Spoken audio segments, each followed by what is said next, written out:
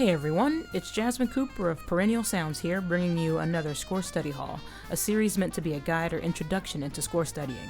This month's focus is jazz, and it's a whole new world for me. I'm hoping you take away from this score as much as I did during my time studying it. So, let's dig in. The setup of this video is simple. I, 1, dissect a piece of music either with a score or by ear. 2, apply the skills I learned by covering a piece from a game or movie in the style I study. And 3, take it a step further by demonstrating my understanding with an original piece. Dissect, apply, do. There were 4 things that I took away from this month's score study. 1, the importance of understanding big band instrumentation and what you're writing for. 2, voice doublings. 3, a bit difficult to quantify, but I decided to call it big band orchestration tips. And 4, something I'm going to call a growth model. This month's focus is Hyrdocity's own Act 2 from Sonic the Hedgehog 3, written by Brad Buxer and wonderfully jazz orchestrated by Tyler Meyer.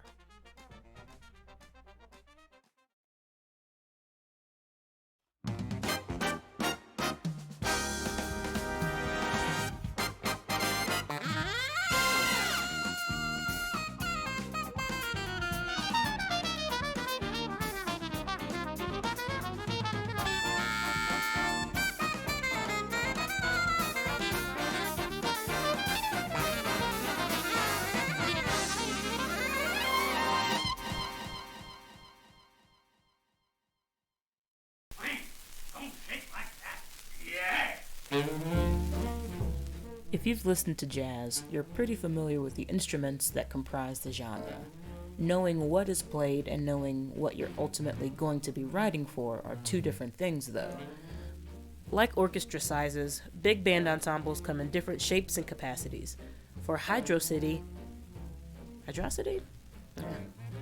Tyler uses, in this order, 5 saxes, 2 altos, 2 tenors, 1 bari, 5 trumpets, 4 trombones, 3 tenors, and 1 bass, a keyboard instrument, a bass guitar, a guitar, and a drum set.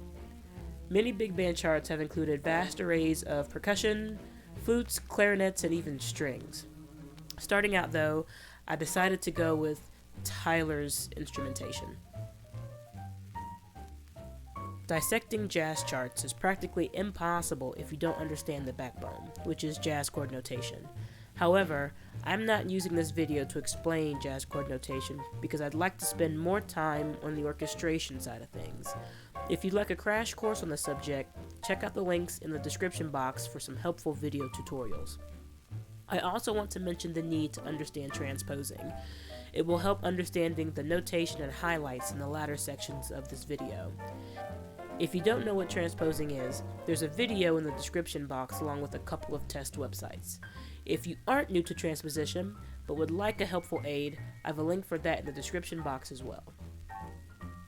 Doubling, or the practice of having 2 different instruments and/or sections playing the same material in unison or in octaves, is a technique that many composers are familiar with, or, unbeknownst to them, do. It's seen quite often in the classical world.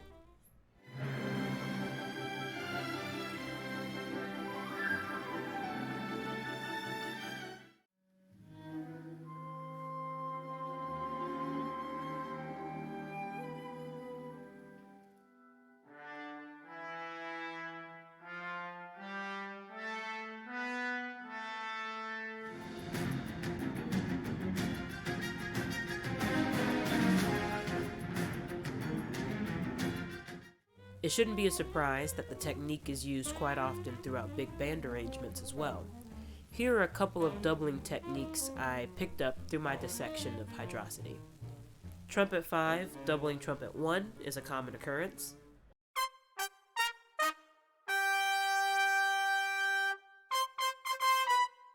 As well as bass trombone, bari sax, and the upright bass.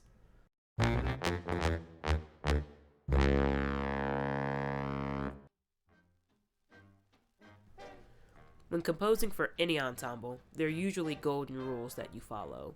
I'd say the big basics are: Give the low pitches to the low instruments, give the high pitches to the high instruments, and you should probably give the melody to the high instruments. These are good rules to keep and implement starting out, but the deeper you dig into certain genres and composing in general, the more you find different approaches to efficiently utilize the members of your ensemble. Here are a few techniques I came across while dissecting whatever. I think these tips will help you when trying to orchestrate for a big band ensemble.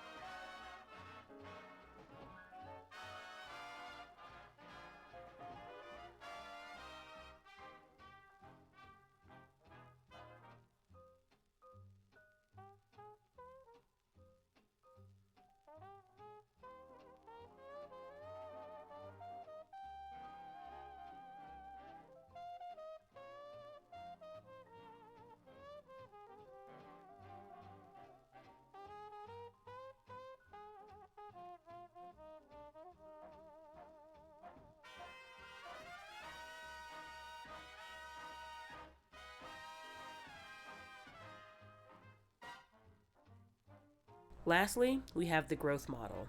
Disclaimer, this isn't a real thing. It's just some terminology I came up with to label this section of the video, which is about how you can use the ensemble during an instrumental solo. I ended up using the formula that you hear in Hyrdocity, so let's listen through and see what elements I picked up.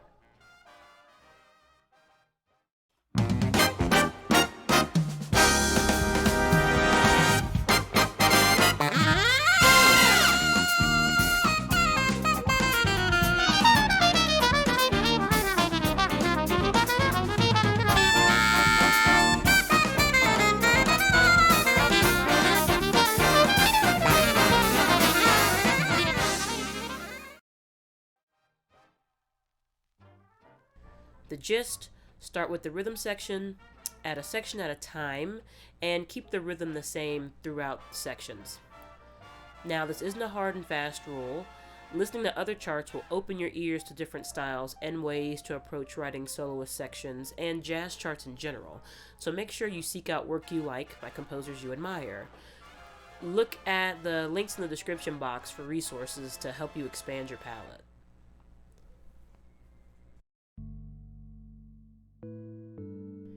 If you haven't guessed it from my past 4 videos, I'm a huge Final Fantasy fan.